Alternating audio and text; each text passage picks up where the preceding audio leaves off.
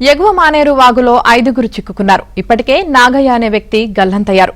చిక్కుకున్న వారికి డ్రోన్ ద్వారా ఆహారం పంపిస్తున్నారు. బాధితులతో కేంద్ర మంత్రి బండి సంజయ్ ఫోన్లో మాట్లాడారు.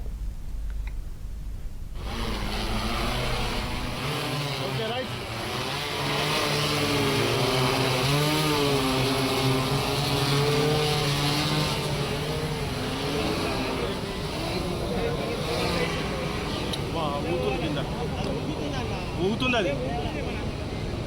ఇంకొకళ్ళని రమ్మని చెప్పు, ఒక్కరితో కాదు అది.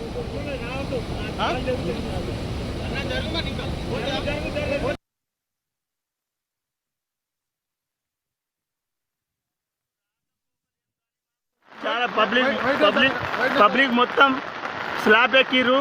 ఆడ తాండా మొత్తం తిరుగులే, తాండా మొత్తం మునిగిపోయింది. మాకు ఏంటంటే ఇప్పుడు పై అధికారులు మొత్తం మాకు ఏటు పోవాలన్నా మాకు దారి లేదు.